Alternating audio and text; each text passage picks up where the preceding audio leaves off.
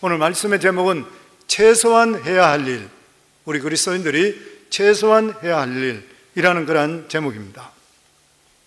이번에 워싱턴 풋볼팀, 옛날에 워싱턴 레드스킨스 팀이 미국 스포츠 사상 가장 높은 금액으로 팔렸습니다. 무려 60억 불이 넘는 그러한 액수입니다. 선수들 53명밖에 없고 코치들이 있고 이런데 실제적으로 보면은 가지는 패실리티나 이런 것들은 얼마 되지 않는데 그 팀 자체의 밸류가 지금까지 사상 최고로 60억 불이 넘는 그러한 액수였습니다. 이것을 구입한 사람이 누구냐면은 좌시 해리스라는 그러한 사람인데, 이 사람은 이미 프로농구팀과 하키팀을 보유하고 있는 스포츠 재벌입니다. 이 사람 나이가 58살인데 이 주위에 있는 체비체스에서 태어났습니다. 그래서 그는 워싱턴 레드스킨스 풋볼팀이 이곳에서 우승하고 워싱턴 DC에서 프레이드 할 때에 자기가 그곳에 직접 가면서 꿈을 꾸고 있던 사람입니다. 그런데 그 전에 가지고 있던 그 팀 주인이 누구냐면은 스나이더라는 유대인이었었는데 젊을 때 그것을 구입했는데 이 사람이 이걸 팔기를 싫어했어요. 팔고 싶은 마음이 전혀 없었는데 어쩔 수 없이 팔게 됐던 그런 이유가 뭐냐면 이 사람이 어떤 성적 추행 관계로 연루가 되어버렸습니다. 그리고 또 뿐만 아니라 이런 것들을 통해 조사를 계속적으로 받고 페널티를 받고 여러 가지 문제가 계속적으로 진행됨을 통해서 이 팀 전체가 사기가 다 떨어지는 거예요. 그리고 그렇게 되면서부터 해서 사람들이, 열성 팬들이 떠나가기 시작했습니다. 이 워싱턴 레드스킨스로 있을 때에 구장에 사람이 들어가는 것이 9만 명이나 들어갔습니다. 9만 명이나 들어가는 그 장소에도 사람이 표를 사지 못해서 줄을 서서 기다렸던 거예요. 그런데 최근 수년 동안에 열성 팬들이 떠나면서 32개 프로팀 중에서 어텐던스가 최하위로 떨어졌습니다. 9만 명이 3만 명까지 떨어진 적이 있다고 하는 것이에요. 그래도 수입은 계속적으로 방송부터 해요. 들어오니까, 그리고 그걸 누구든지 갖고 싶으니까 팔질 않으려고 했는데 이제는 구단주, 다른 구단주 모두 다 그 사람을 배척하게 됐습니다. 그래서 어떻게 할 수 없어서 이제 팔게 되었는데, 이 새롭게 주인 되는 그 사람 좌시 해리스가 했는 말이 뭐냐면은, 여러분들 수많은 사람들이 환호하니까 여러분 갑자기 우리 팀이 옛날 팀식으로 우승하고 이런 걸 기대하지 마세요. 그러면서 자기 하는 말이, 지금 현재 분위기 전체를 승리할 수 있는 분위기로 사람들을 바꾸겠다는 거예요. 그러면서 잘못된 부분들을 하나하나 자기가 바꿔 나가겠다고, 그러면서 기다려달라는 그런 부탁을 했습니다. 오늘 성경 읽은 이 말라기서에는 바벨론에서 돌아온 유다 백성들이, 그들은 70년 동안 포로 생활하고 있다가 그리고 큰 꿈을 꾸면서 유대로 돌아와서 그리고 성전을 재건했습니다. 그렇게 했을 때 하나님께 자기들에게 엄청난 복을 주실 것이라 이렇게 생각했는데, 막상 세월이 지나가는데도 불구하고 되는 것이 하나도 없었던 것이요. 농사는 메뚜기 새나 그리고 병충해 때문에 엉망이 되어버렸고, 포도 열매도 수확되기 전에 떨어져 버리는 바람에 거둘 것이 없었던 것이요. 유다 백성들은 자기들은 열심히 일했는데도 불구하고 결과는 형편이 없어졌는 것이요. 왜 자기들이 이렇게 열심히 하는데 이렇게 수확이 없냐는 것이요. 이렇게 했을 때에 말라기 선지자가 한 말이 무엇이냐면, 너희들이 하나님의 원칙을 무시했다는 거예요. 대원칙을 무시하고 눈앞에 있는 이익만 급급했기 때문에 이처럼 너희들에게 되는 일이 없다, 이렇게 말씀한 것이요. 이스라엘 백성들은 그들이 무엇 때문에 존재하는 사람인지 생각하지 않고 욕심 때문에, 욕심에 따라서 살았던 그러한 형편의 결과는 얻는 것이 아무도 없어졌는 것이에요. 그래서 말라기 선지자는 이스라엘 백성들이 이렇게 말합니다. 지금도 너희들이 늦지 않았다는 것이에요. 지금이라도 원칙에 충실하여 기초를 철저하게 다지게 나가된다면 상상하지 못할 하나님의 축복이 너희들이 기다리고 있을 것이라, 이런 말씀을 했습니다. 제가 지난 몇 주 동안 말라기서를 계속적으로 강의하고 있고 오늘이 5번째 말씀입니다. 말라기 선지자가 이 유다 백성들에게 가장 먼저 지적한 것이 뭐냐면은, 너희들이 누구냐? 유다 백성들은 놀라운 저력이 있다는 것이요. 너희들은 어떤 경우 속에서도 지금 어렵다 하더라도 절대로 소멸되지 않는다, 망하지 않는다는 것이요. 왜 그러냐면 우리 6절 말씀입니다. 6절에 보면 나 요한은 변하지 아니하나니 그러므로 야곱의 자손들아 너희가 소멸되지 아니하리라. 무슨 말이요? 하나님의 백성은 다른 백성하고 다르다고 하는 것이요. 우리 하나님 믿는 하나님의 백성들은 이것을 절대로 잊지 말아야 될 대원칙이고 기초인 것이요. 그러면서 여기 보면은 그 이유가 뭐냐면 하나님은 변하지 않는 분이라. 하나님께서 너희를 택하셨다 그러면 하나님께서 너희들 삶 속에 절대로 떠나지 않고 너희들 삶 속에 개입을 하신다는 거예요. 이 사실이 너무나도 중요한 것입니다.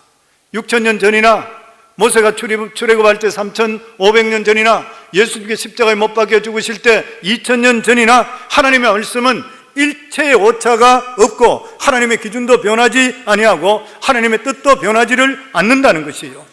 히브리 13장 8절에 보면 예수 그리스도는 어제나 오늘이나 영원토록 동일하시다. 예수님은 항상 제자리에 계셔요. 하나님이 변하면 우리가 어떻게 되겠습니까? 그래서 우리는 살아가는 삶에 항상 변하지 않는 하나님 말씀에 우리 자신을 붙들어 매야 되는 것이에요. 뭐 그런 말이 있잖아요. 풋볼 경기나 이런 데 가가 10만 명씩 들어가는 그런 구장에 갔는데 차들이 수천 대 수만 대 대놨잖아요. 파킹 났어요. 그런데 사람이 들어가면 자기 차를 세울 때에 큰 컨테이너 트럭이 있길래 내가 나중에 나올 때 저 컨테이너 트럭이 우뚝 서 있으니까 저 옆에 서면은 내가 차를 빨리 찾을 것이라 이렇게 해서 세웠는데 경기가 끝나고 나오니까 중간에 큰 차가 트럭이 가고 없는 거예요. 그러니까 내 차가 어딘지를 찾을 수 없는 것이에요. 번호를 보고 왔더라면 찾을 수 있는데 번호를 움직이지 않는 번호를 보지 않고 움직이는 걸 보니까 문제가 되는 것이에요. 우리 인생도 마찬가지입니다. 있다가 없어지는 것에 대해서 우리 인생을 걸게 되면 나중에 가면 큰 낭패를 당하게 되어 있는 것이에요. 그런데 예수님은 어떤 분이라고요? 어제나 오늘이나 영원토록 동일하신 분이라. 민수기 23장 19절에 보면 하나님은 사람이 아니시니 거짓말을 하지 아니하시고. 무슨 말이에요? 사람은 거짓말한다는 것이요. 목회자도 마찬가지입니다. 좀 덜 할지 더 할지 모르지만 왜 그래요? 사람은 자기가 약해지고 급해지면 거짓말하는 것이요. 근데 하나님은 어떠시다고요? 절대로 거짓말 안 하신대요. 그리고 하나님은 인생이 아니시니 후회가 없으시도다. 하나님 말씀을 하나 하시면 그 말씀대로 반드시 지키는 분이시라. 어찌 그 말씀하신 바를 행하지 아니하시며 하신 말씀을 실행하지 않으시랴. 우리 인간은 행하고 싶어도 능력이 없어 못해요. 도와주고 싶어도 돈 없으면 못해요. 하고 싶으면 하고 싶다 하더라도 내 능력이 안 되면 안 돼요. 근데 하나님은 어떤 분이세요? 전지전능하신 하나님이십니다. 하나님 못하실 일이 없으신 것이요. 그러면서 마태복음 22장 32절에 나는 아브라함의 하나님이요 이삭의 하나님이요 야곱의 하나님이로다 하신 것을 읽어보지 못하였느냐? 하나님은 죽은 자의 하나님이 아니요 살은 자의 하나님이시라. 하나님은 오늘도 이제 살아 계신 것이에요. 아멘. 창세에 계셨던 하나님이 어제도 계셨고 오늘도 계시고 내일도 영원토록 계시는 하나님이시요. 그래서 과거의 하나님, 오늘의 하나님, 미래의 하나님은 여전히 똑같은 하나님이시요. 이걸 우리 삶 속에 반드시 기억해야 됩니다. 예전에 일어났는 일이라면 오늘도 반드시 일어나게 되어 있는 것이에요. 근데 유다 백성들은 자신들이 얼마나 특별한 존재인지를 깨달아야 되는데 그렇게 하지를 못했습니다. 생각 한번 해보세요. 바벨론을 통해서 나라가 완전히 망해버려 초토화돼 버렸습니다. 그리고 남아있는 백성들은 다 포로로 잡혀가 버렸던 것이에요. 그 기간이 무려 70년이나 지났습니다.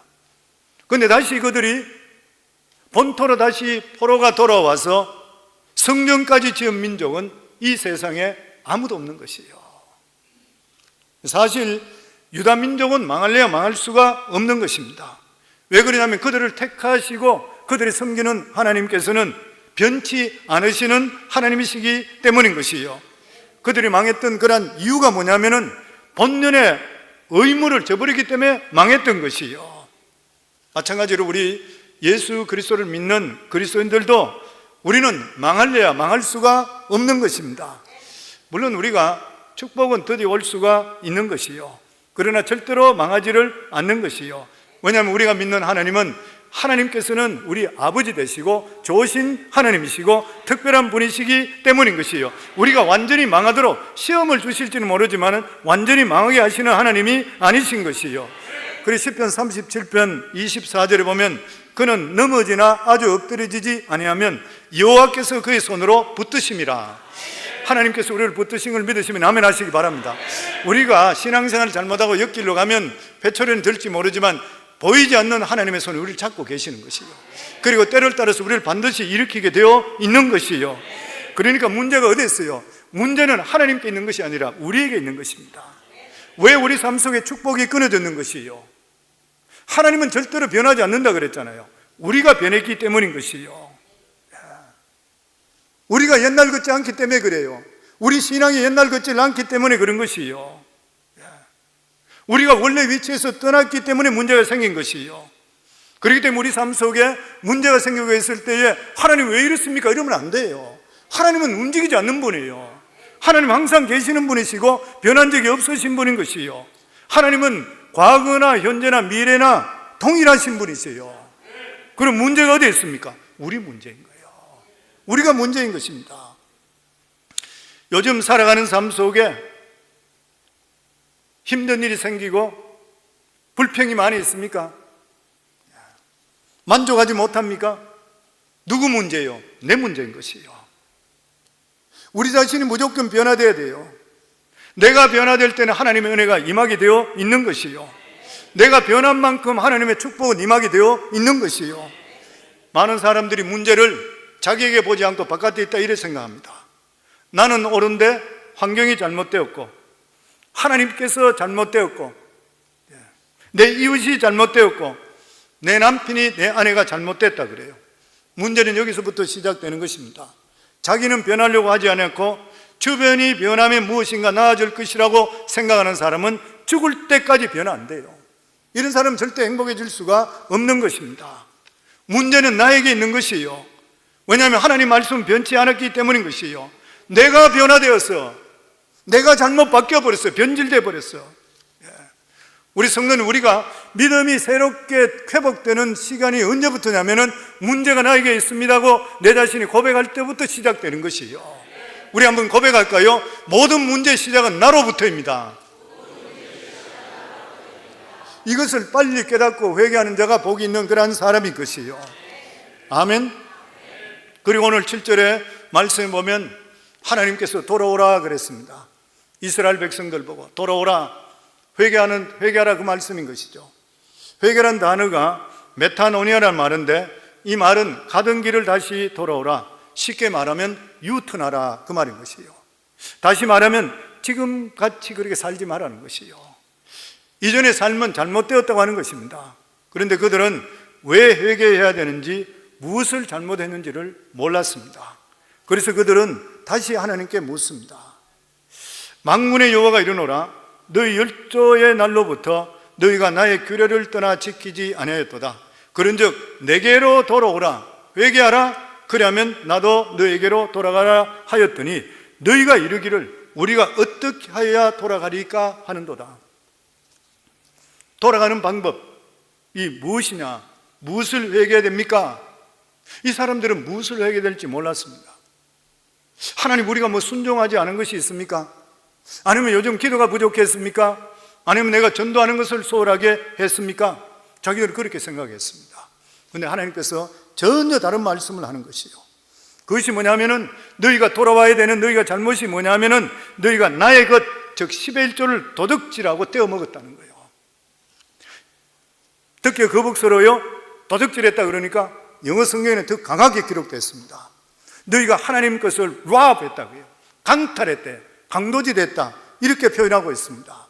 우리 8절 9절 저희들 같이 읽습니다. 사람이 어찌 하나님 것을 도둑질하겠느냐? 그러나 너희는 나의 것을 도둑질하고도 말하기를 우리가 어떻게 주의 것을 도둑질하니까 하는도다.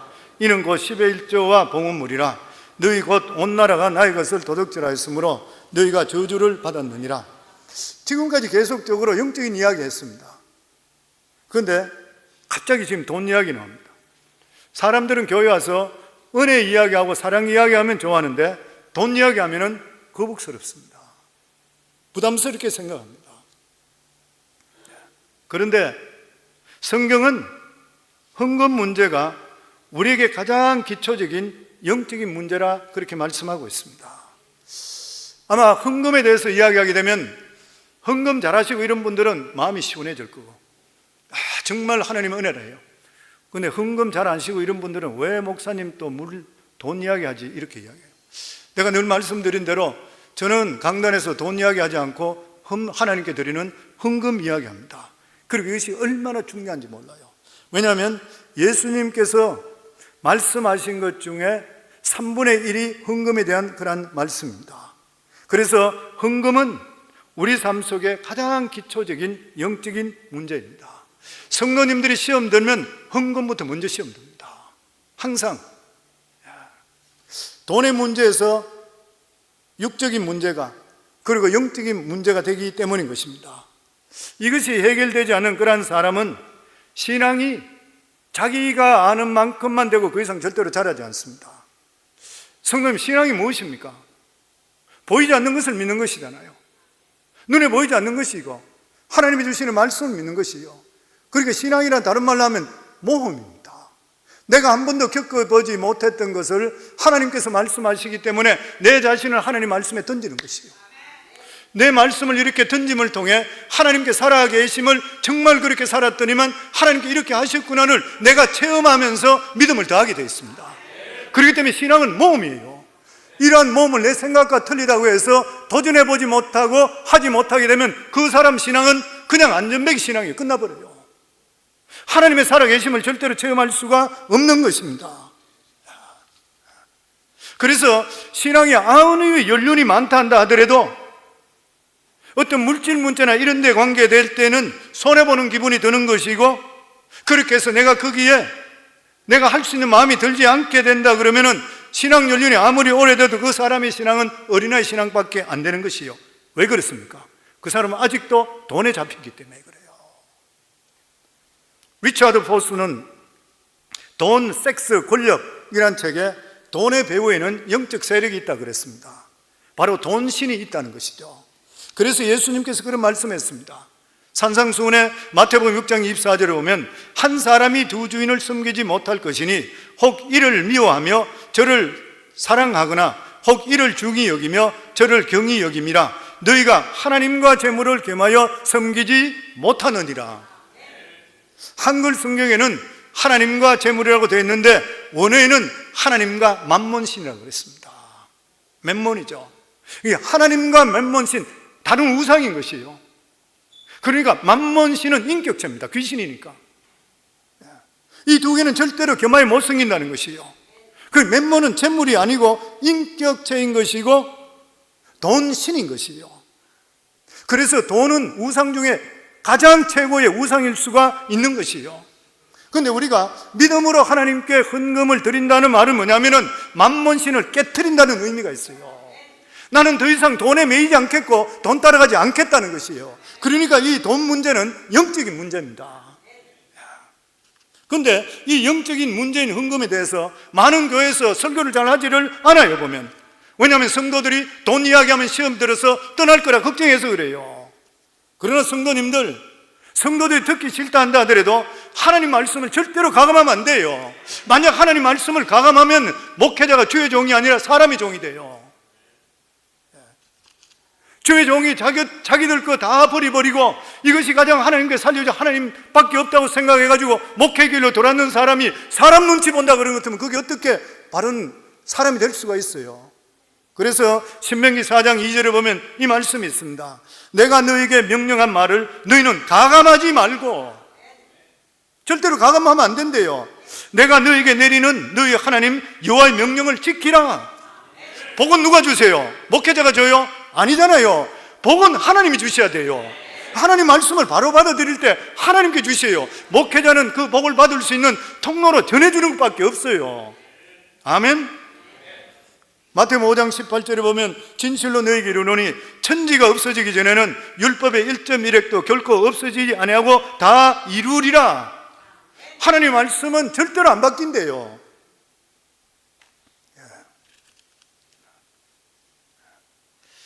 그래서 모든 회개는 돈 지갑부터 시작이 된다 그랬습니다.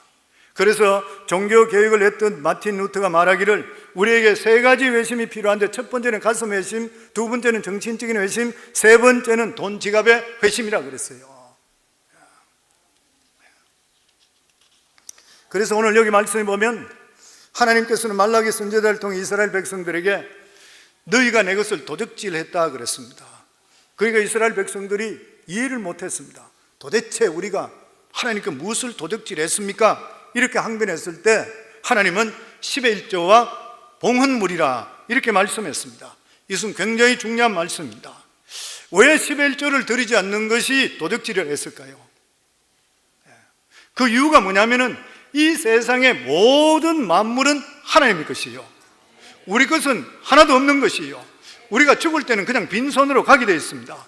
성경 마태복음 25장에 보면 달란트에 비한 비유가 나와 있습니다. 주인이 먼 길을 떠나며 세종에게 5달란트, 2달란트, 1달란트를 맡기고 갔다가 돌아와서 계산하는 모습을 봅니다. 그들은 맡겨있는 청식일 뿐인 것이요, 하나님께서 우리 각자에게 각자의 재능에 따라서 시간과 물질을 맡겼습니다.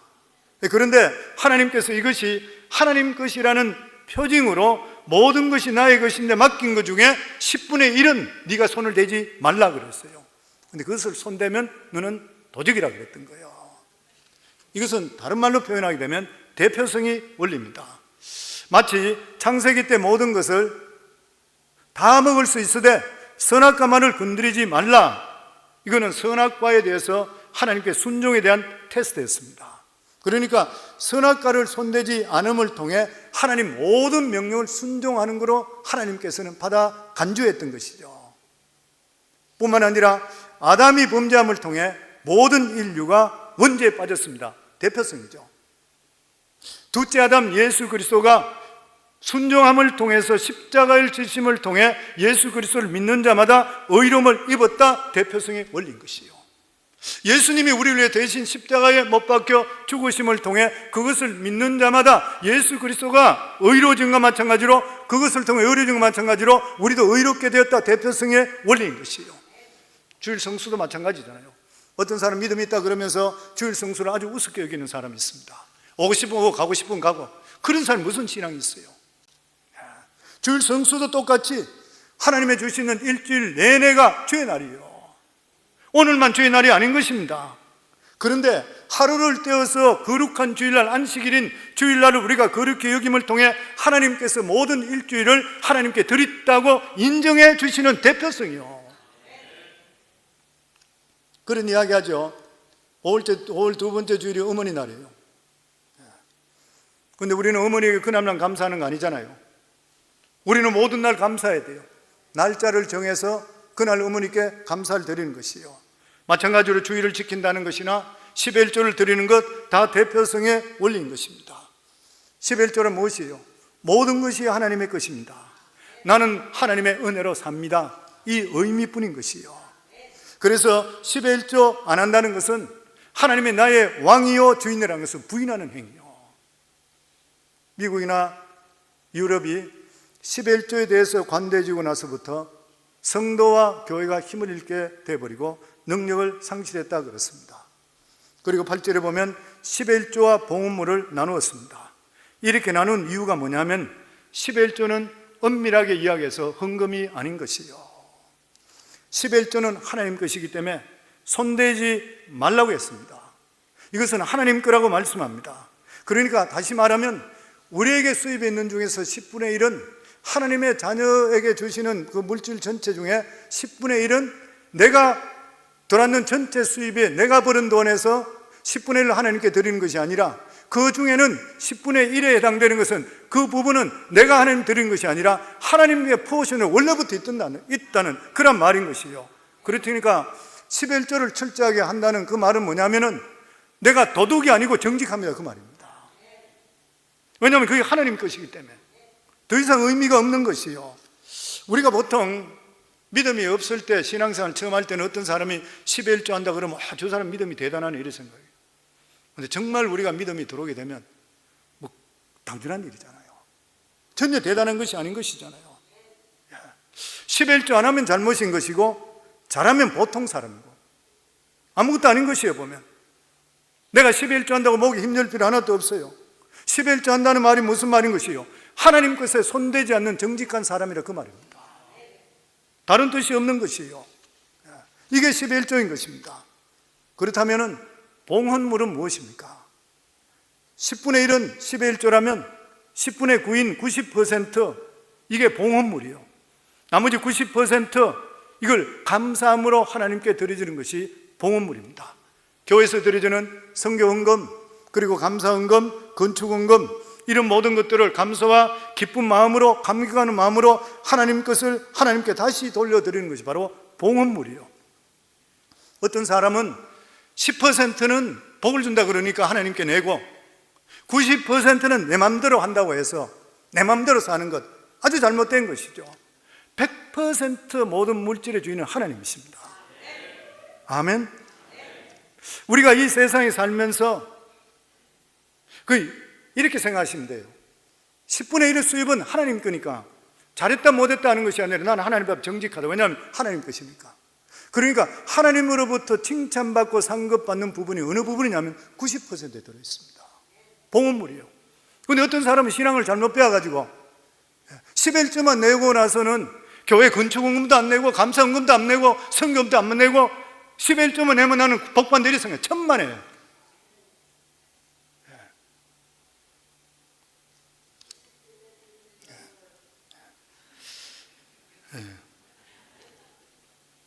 그러니까 우리 삶 속에 90%를 얼마나 지혜롭게 쓸 것인가를 고민해야 됩니다. 하나님이 주신 재물 가지고 사용하는 것을 예배 행위와 똑같습니다. 이것을 가지고 어떻게 주를 영화롭게 할 수 있을 것인가? 어떻게 주님께서 나중에 나오고 착하고 충성된 종이라 칭찬하실까? 고민하며 설 수가 있어야 되는 것이에요. 내 주머니에 돈이 들어왔다 해서 그것이 전부 내 돈이 될 수가 없는 것이에요. 이것이 바로 우리 성도들의 물질관입니다. 많은 사람들이 여기에 넘어지는 것이요. 그래서 11조만 드리고 나머지는 자기 마음대로 사용하는 것, 아무 문제 없는 것인 양 살아가는 것, 하나님 앞에 결코 올바른 모습이 아닌 것입니다. 그래서 하나님께 손대지 말라고 했던 10분의 1은 절대로 손대서는 안 되는 것이고, 손을 대면 도덕이라 그랬습니다. 손 안 대면 축복이 있는 것이요. 근데 거기서 머물지 말고 나머지 90%를 가지고 주를 위해서 충성스럽게 써야 되는 것이요. 그렇게 하다 보면 하나님께 드리는 것이 10분의 2가 될 수도 있고 10분의 5가 될 수도 있고, 정말 하나님께서 복을 주셨을 때 10분의 9를 드리게도 10분의 1이 남아도 옛날보다 훨씬 더 풍성한 복을 받을 수 있게 되는 것이요. 저는 우리 성도님들 드리는데도 불구하고 하나님 주시는 더 복을 받을 수 있기를 주의 이름으로 축원합니다. 다시 말하면 10분의 1을 한다고 하는 것은 드릴 수 있는 것에 최소한 것이고 도둑놈 되지 않는 수준이라 생각해요. 나는 하나님 앞에 정직하다, 그 말인 것입니다. 하나님께서는 회개하고 돌아오기 위해 많은 일을 하라고 요구하지 않았습니다. 하나님의 요구는 최소한의 것이었습니다. 그것이 뭐냐면 11조와 헌물입니다. 그래서 11조는 신앙 고백입니다. 신앙 고백이죠. 11조를 맨 먼저 바친 사람이 누구냐면 아브라함입니다. 율법이 정해지기, 11조를 하라는 율법이 정해지기 400여 년 전에 아브라함인 거예요. 아브라함이 자기 조카 롯이 소돔성에 있다가 이 그들라오멜의 연합군들을 위해서 잡혀갔잖아요. 그 소식을 들었던 이 아브라함이 자기가 기르고 훈련시켰던 군사들 318명을 데리고 그러고 나서 그들을 쫓아갑니다. 그런데 이 연합군들은 연합군대이기 때문에 수천 명, 수만 명 되는 군대예요. 그런데 318명을 거느리고 가서 그들을 격파합니다. 그리고 나서 자기 조카도 찾아올 뿐만 아니라 전리품을 많이 가져왔어요. 그리고 그 전리품 중에 10분의 1을 하나님의 제사장인 멜기세덱에다가 바쳤습니다. 하나님의 주권을 인정하고 선포하는 의미에서 바쳤던 그런 헌금입니다. 그러니까 무슨 말이냐면은 318명으로 수천 명, 10만 명을 어떻게 이겨요? 이길 수가 없는 거예요. 그런데 아브라함이 그들을 물리치고 그들을 조카도 빼앗았을 뿐만 아니라 전리품도 취했던 것이요. 그러니까 이것은 내가 이긴 것이 아니라 하나님께 승리를 줬다는 거예요. 아멘. 하나님께 승리 주었기 때문에 하나님께 10의 1조를 드리는 것은 이 일은 하나님께서 하셨습니다, 그 말인 것이요. 다시 말하면은 지금 저는 제 힘으로 사는 것이 아니라 하나님 힘으로 살고 있습니다, 신앙 고백이 10의 1조에 들어있는 것이요. 다시 말하면 10의 1조 드리지 않는 그런 사람은 아직 돈이 주인이라. 그래서 내 힘으로 산다는 것이요. 아니면 하나님 계신지 안 계신지, 내 힘으로 사는지 하나님이 사는지 잘 모르는 것이요. 야곱도 마찬가지입니다. 야곱이 사기치는 바람에 형 에서가 자기를 죽이려고 그러니까 도망가서 밧단 하람 쪽으로 도망치다가 베델에서 하나님을 만나게 되잖아요. 그럴 때 하나님을 만났을 때에 뚱딴지 같이 야곱은 거기서 하나님께 10의 1조를 드리겠다 약속합니다.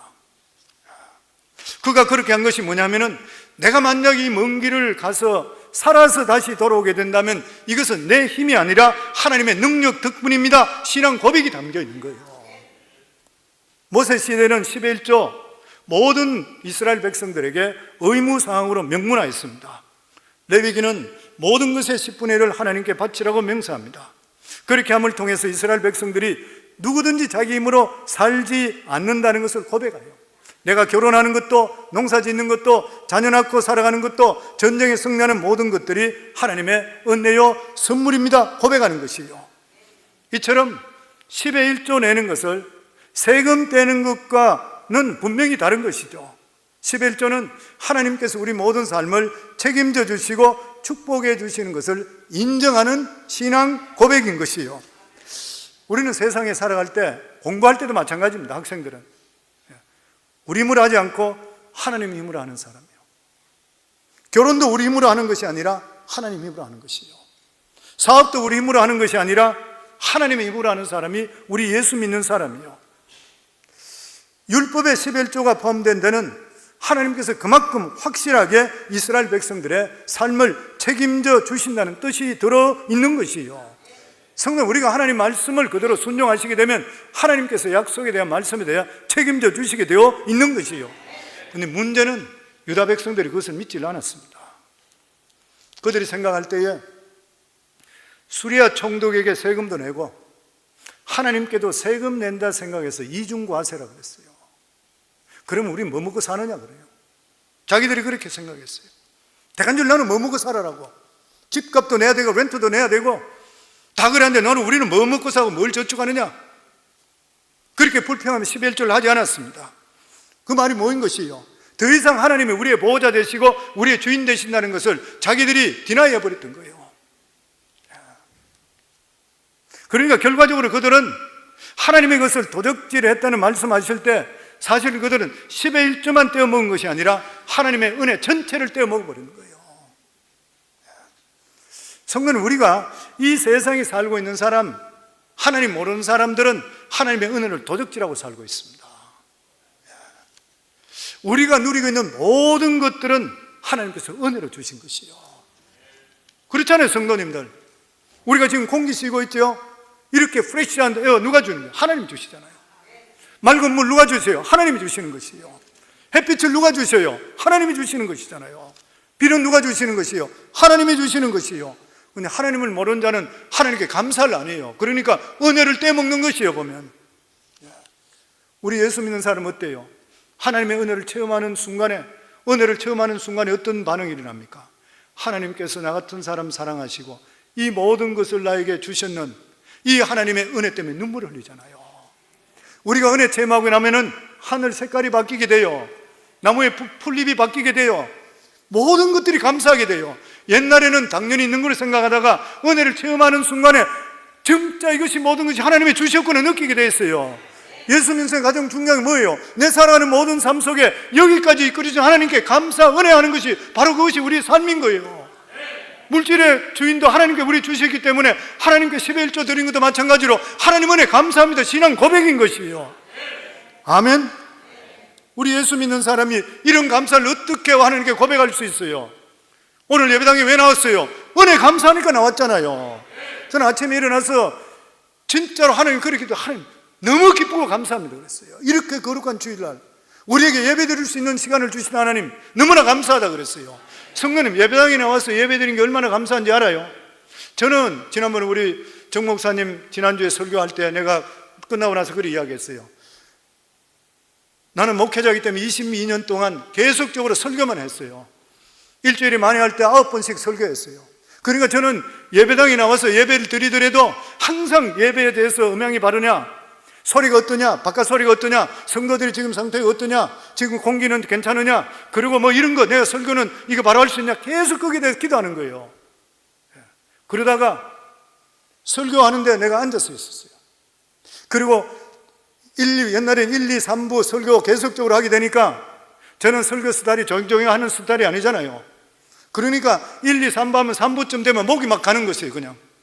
그러니까 찬송도 2부 정도 되고 하면 내가 크게 못 불러. 내가 너무 감사해서 찬송을 목이 터져도 부르고 싶은데 부르고 나면 올라가는 목이 가버려요. 마음대로 못 불러요. 근데 내가 설교 안 하니까 앉아있으면서 내가 마음껏 하나님 찬양할 수 있는 거예요. 예. 진짜 내가 은혜 받는 찬양을 하게 되니까 내가 너무 기뻐. 그러면서 내가 느낀 게 뭐냐면 예배자가 이렇게 기쁘구나. 성도님 나와가 예배 드리면서 말씀 받고 찬양하는 예배가 얼마나 복인지 몰라요. 성도님 알아야 돼요. 예. 나는 평신도로 오래 있었잖아. 내가 잔소리하는 것이 아니라 내가 목소리 좀 높아서 그런지 모르지만 감격하시길 주의 이름으로 축원합니다. 우리가 병들고 그리고 성도님 교회 못 나오게 되면 예배 드리기 위해서 못 나와요. 우리 교인들 중에서도 이머전시에 가 있고 아니면 중환자실에 가 있는 분들은 이구동성으로 나한테 하는 말이 목사님 예배 장소에 제발 좀 가고 싶어요. 연세 많으시고 이런 분들 다리가 힘이 없어서 못 걷고 이런 분들은 저한테 전화로 기도하면 목사님 나 예배 자리 진짜 가고 싶어요 그래요. 멀쩡할 때 예배 나오는 거 얼마나 좋아요. 우리가 예배 나오는 거 감격해야 돼요. 아멘. 예배 드리는 거 얼마나 귀해요. 우리에게 물질 있는 것, 하나님이 주신 것, 이게 모든 게 하나님 것입니다. 11조 드린 거 얼마나 기뻐요. 성도님들 인색하면 안 돼요. 교회에서도 보면은 시험 들면 물질이 제일 먼저 듭니다. 11조 하던 사람이 11조 안 해요. 그럴 수 있어요. 저도 옛날에 평신도 때에 시험 드니까 돈이 그리 아깝더라고 보니까 내 돈 같더라고. 근데 믿음이 어느 정도 가고 나니까 그 다음부터는 내 것이 아니라고 믿게 돼요. 모든 것이 하나님이라 생각돼요. 그 다음부터는 시험에 안 들어요. 상관할 필요가 없어. 모든 것이 하나님 주신 것인데. 그렇게 되니까 하나님께서는 진짜로 하늘 문을 여는 축복이 임하더라니까요. 아멘. 그러면 11조는 어디다 내야 돼요? 10절 말씀입니다. 같이 읽겠습니다. 만군의 여호와가 이르노라 너희가 온전한 11조를 창고에 들여 나의 집에 양식이 있게 하고 그것으로 나를 시험하여 내가 하늘 문을 열고 너희에게 복을 쌓을 것이 없도록 붙지 아니하나 보라. 이게 무슨 말이에요?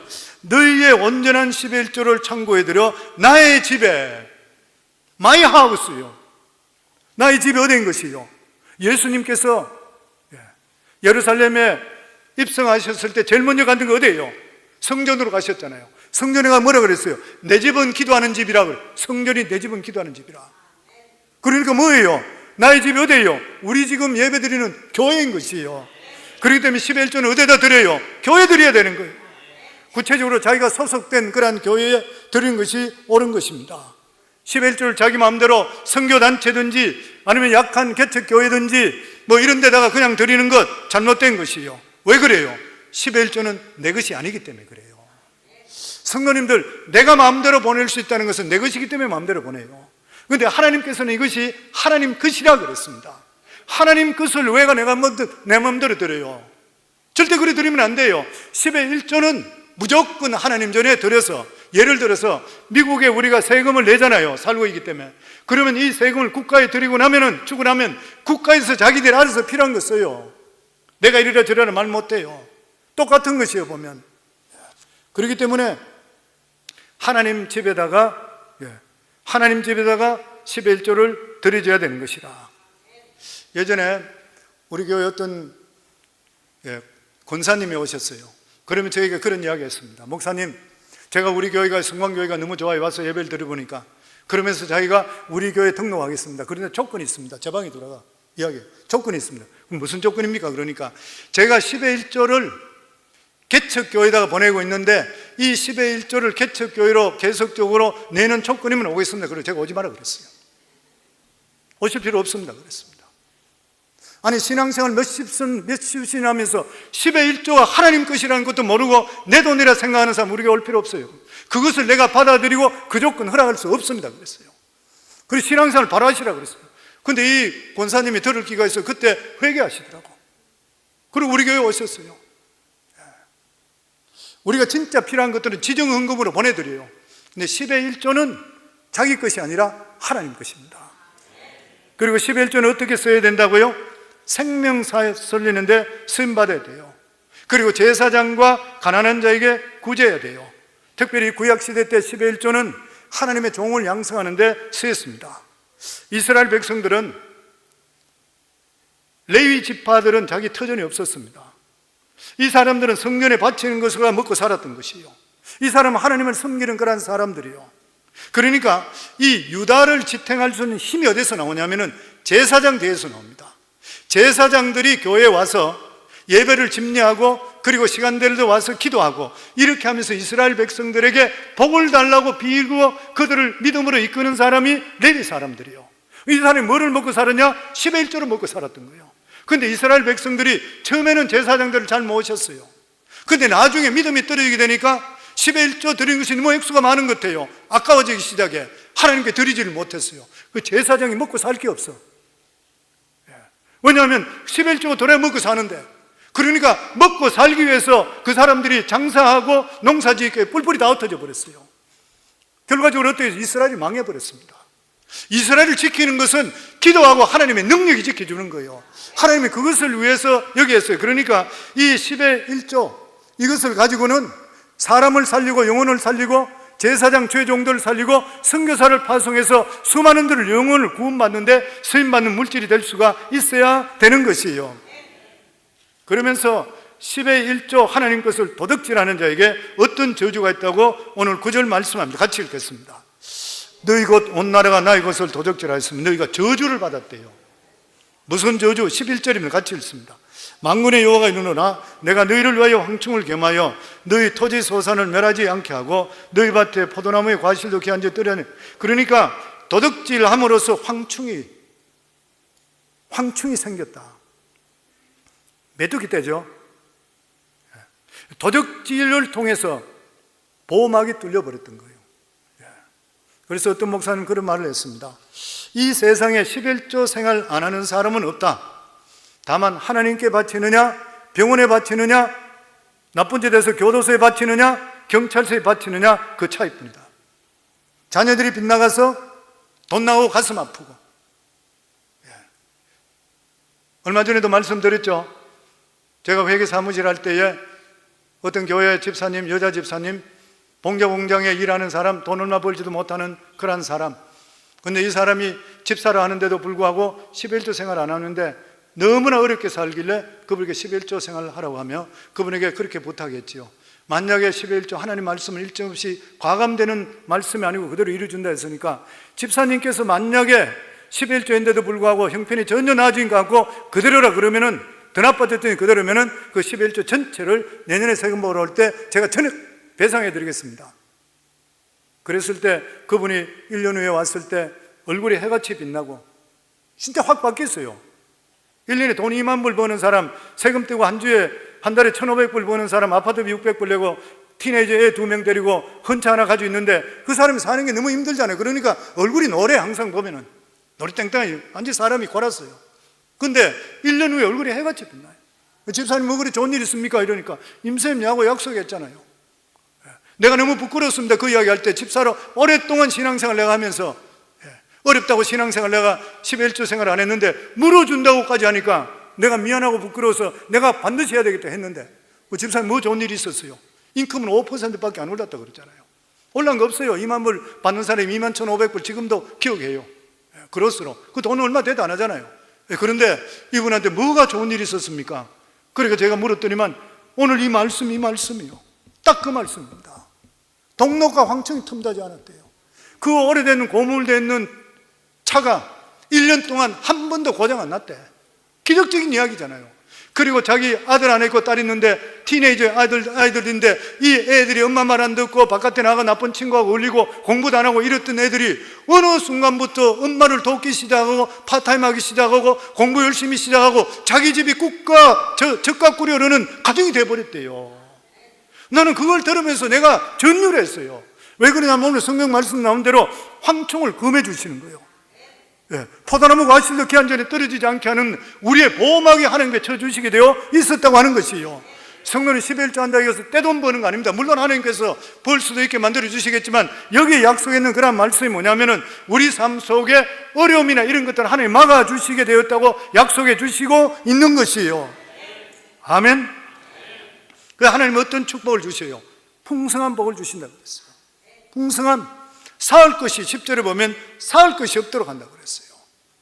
두 번째가 오늘 말씀드린 대로 만군의 여호와가 이르노라 내가 너희를 위하여 황충을 금하여 너희 토지 소산을 멸하지 않게 하며 너희 밭에 포도나무의 과실도 기한 전에 아니 포도나무 다 키웠는데 열매 맺기 전에 팔기 전에 이게 다 떨어졌다면 어떻게 해요? 그 중간에 문제가 안 일으키는 거예요. 성도님들 기가 막힌 하나님의 약속의 말씀입니다. 이거 성도님 체험하셔야 돼요. 하나님 말씀은 체험하라는 주신 말씀이요. 그 다음에 축복의 확실성입니다. 우리 10절 말씀 다시 한번 같이 읽습니다. 만군의 여호와가 이르노라 너희의 온전한 11조를 창고에 들여 나의 집에 양식이 있게 하고 그것으로 나를 시험하여 내가 하늘문을 열고 너희에게 복을 쌓을 것이 없도록 붙지 아니하나 보라. 성도님 하나님 말씀은 시험하면 어떻게 돼요? 시험하면 죽어요. 이스라엘 백성들이 광야에서 하나님을 시험하다 불법에 물려 죽었어요. 그런데 하나님께서는 유일하게 11조만에 시험 한번 해보라는 거예요. 너무 안 믿으니까 돈이 생명같이 여기니까 제발 내 말 한번 들어보라는 거예요. 하나님께서 그 말씀하는 것이요. 그렇게 할 때 어떻게 한대요? 오늘 10절 말씀에 보면 나를 시험하여 하늘문을 열고. 성경 하늘문 어떻게 열려요? 하늘문을 열린 거 봤어요? 하나님께서 하늘문을 여시면 이 세상에 만복이 다 들어오게 되어 있습니다. 근데 이 하늘문을 여는 키가 뭐라고요? 11조래. 11조가 하늘문을 여는 거래요.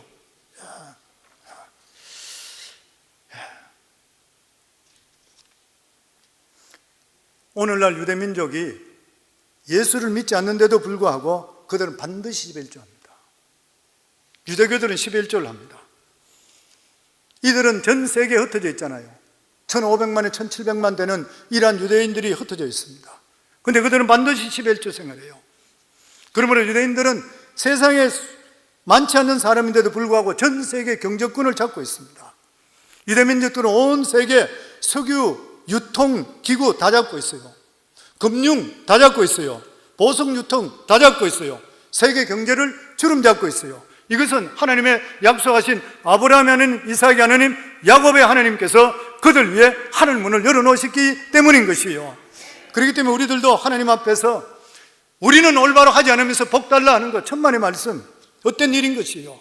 하나님께 오늘도 말씀합니다. 너희가 내 말을 시행하라. 그러면 내가 그 말씀대로 우리 삶 속에 축복을 주시리라. 사람들은 그렇게 이야기합니다. 구약시대 때 11조지 신약에 무슨 11조냐 그래요.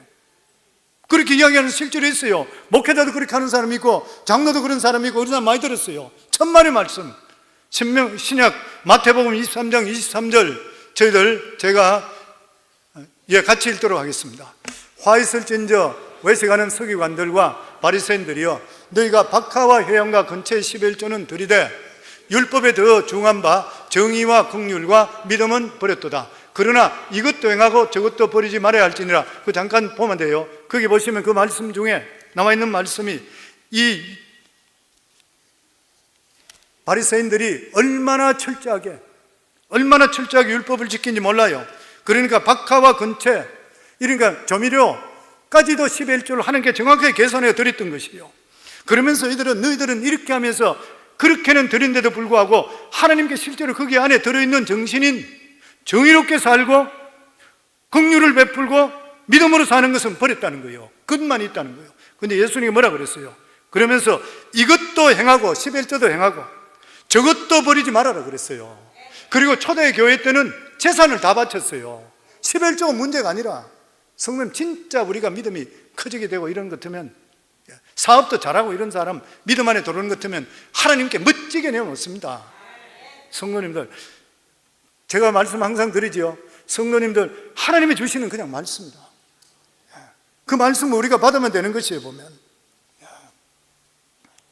믿음으로 안 되면, 내가 내 믿음이 안 되면 하나님 말씀하니까 한번 체험해 보시기를 바라는 것이요. 믿음은 끊임없는 벼랑 끝에서는 선택과 똑같습니다. 벼랑 끝이죠. 드릴 것인가 아닐 것인가 선택의 벼랑 끝이 있습니다. 요즘 내가 경제 사정도 안 돼요. 장사도 잘 되질 않는 것이요. 어떤 성도들은 형편이 나빠지면 10의 1조의 벼랑 끝에 넘어지는 경우들이 많이 생깁니다. 우리 아마 나이 드신 분들은 다 아는 이야기예요. 맨스르담이라고 하는 것. 우리 어릴 때에 손이 텄을 때에 그걸 바르면은 갈라졌던 것이 쩍쩍 갈라진 것이 붙는 맨스르담입니다. 맨스르담을 만들어서 미국에 거부가 됐던 사람이 엘버트 알렉산더 하이드라는 그런 사람입니다. 이 사람이 처음에 이것을 발명했을 때에 초창기에는 이 사업을 하다가 빚더미에 얹어졌습니다. 10만 달러 빚을 지고 도산 지경에 갔습니다. 그때가 1894년이니까 지금부터 250년 전 엄청스러운 200여 년 넘었던 때이기 때문에 그때 10만 달러가 지금으로 계산하면 5천만 불 정도 되는 것 같아요. 이 정도 빚을 졌는 것이요. 너무 사업이 어렵습니다. 사업을 그만두느냐? 낭떠러지게 섰던 것이요. 그럼에도 불구하고 그는 계속적으로 10의 1조를 냈습니다. 왜냐하면 나 먹고 살고 있지 않냐? 내가 밥을 먹으니까 내 수입만큼, 밥 먹는 만큼 하나님께 드렸던 거예요. 그러니까 온 가족들이 미친 사람, 남편 보고 아내가 미쳤다 그랬어요. 당신 미쳤냐고. 10만 불이나 빚을 지고 나서 어떻게 10의 1조를 내? 그리고 또한 사원들도 반발했습니다. 그러나 그가 이렇게 말했습니다. 10만 불 빚은 하나님의 진 것, 10만 불 빚은 사람에게 진 것이요 10의 1조는 하나님께 진 빚이라. 하나님께 빚지고 내가 살아남을 수 있겠냐? 하나님이 복을 주시면 사람의 빚은 쉽게 갚을 수 있다.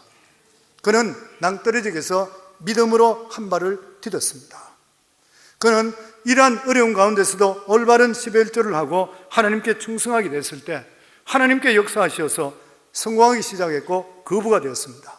세계적인 기업이 됐고 10만 불은 눈가발 사이에 갚게 되었습니다. 그부터 그는 이 맨스르담을 통해서 굉장히 많은 선교 사업을 한 것인 것이요. 성도 우리는 항상 낭떠러지게 서가 있습니다. 형편이 어려울 때, 돈 잘 벌고 이럴 때는 10의 1조 생활하고 이런 건 문제 없어요. 믿음 있는 사람. 그런데 렌트비도 낼 것이 없고 여러 가지 힘든 일이 있을 때 내가 낭떠러지에 부탈에 서가 있는 것이요. 그때 성도님들, 내가 믿음을 가지고 하나님께 이것은 도둑놈이다 생각하고 하나님 것이 생각 믿음으로 살 것인가 아니면 인간적으로 생각하고 내가 먼저 먹고 살아야지, 그리고 나머지 두 번째가 하나님 있는 것이지, 먼저 하나님이 있을 수 있나 내가 먼저다 생각해서 거기에서 걸려서 잘하지 못하는 사람이 있습니다.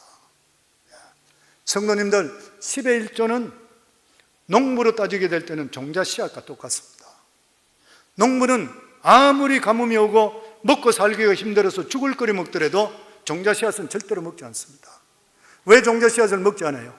그것을 내년에 뿌려야지 추수해서 먹고 살게 되기 때문에 그렇습니다.